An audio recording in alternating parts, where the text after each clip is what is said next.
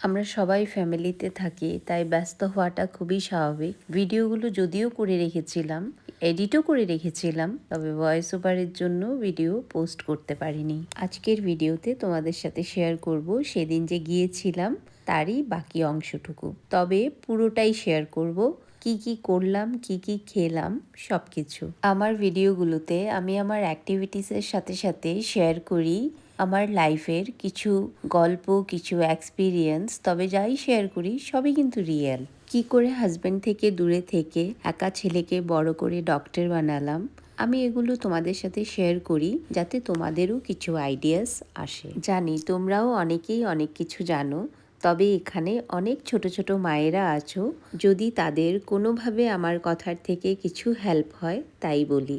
এমন টাইমগুলো আমিও পার করে এসেছি। অনেক সময় অনেক কিছু আমিও জানতাম না, একে ওকে জিজ্ঞেস করেই জেনেছি। তাই আমি ভাবলাম আমি যেটা জানি আমি সেটা শেয়ার করি তোমাদের কাছে।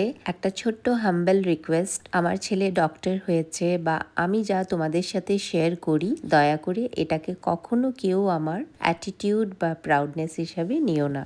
আমি আমার এক্সপিরিয়েন্স শেয়ার করি, যদি কেউ সেখান থেকে একটু সাহস আর ভরসা পায় তাই।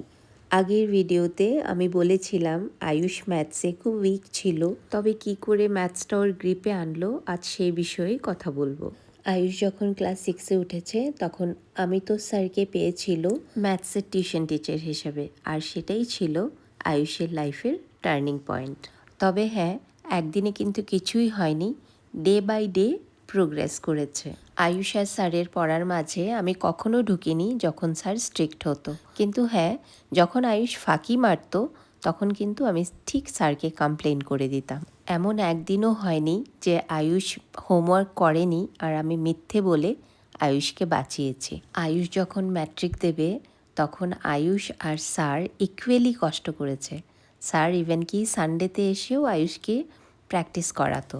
স্যার কিন্তু ইভেন ক্লাস 9-এ আয়ুষকে ছেড়েও দিয়েছিল, যেহেতু ম্যাট্রিক ক্যান্ডিডেট স্যার আগে করায়নি সেজন্য।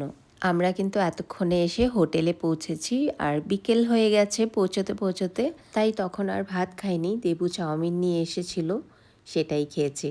আর তোমাদের তো বলেছি আমার শরীরটা ভালো ছিল না, আমি সেই যে গিয়ে হোটেলে ঢুকেছি, শুধু খেয়েছি, ঘুমিয়েছি আর আবার বাড়ি ফিরে এসেছি। যেটা বলছিলাম, স্যার আয়ুষকে ছেড়ে দেওয়ার পরে তখন তো আমি আবার অন্য টিউশন রেখেছিলাম আয়ুষের জন্য, কিন্তু যেই টিউশনই রাখছি আয়ুষ কোথাও পড়ে শান্তি পাচ্ছে না, ওর সেই অমিত স্যারকেই চাই। লিটারেলি কান্নাকাটি করছে যে ও অমিত স্যারের কাছেই ম্যাথস করবে। তারপর আমি আবার স্যারকে ফোন করলাম, স্যারকে খুব করে রিকোয়েস্ট করলাম আয়ুষকে পড়ানোর জন্য। ম্যাট্রিকের টাইম বলে স্যার রিস্ক নিতে চাইছিল না, বাট আমি স্যারকে অ্যাসিওর করেছি আমি রিস্ক নিয়েছি। স্যারের উপর আমার এতটাই কনফিডেন্স ছিল যে আমার রিস্ক নিতে একটু ভয় লাগেনি।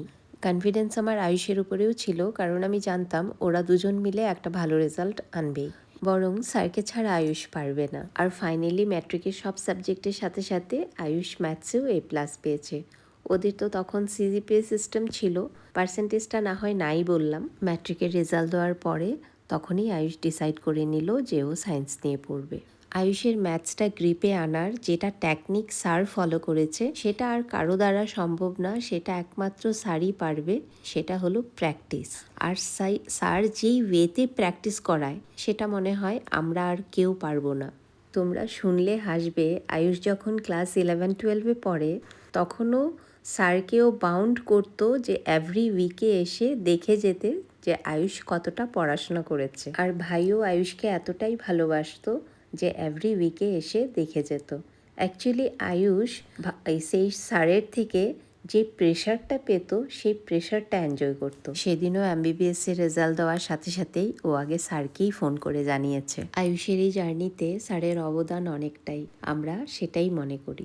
আজকের ভিডিওটা তাহলে এখানেই শেষ করছি। সবাই ভালো থেকো, সুস্থ থেকো, দেখা হচ্ছে পরের ভিডিওতে।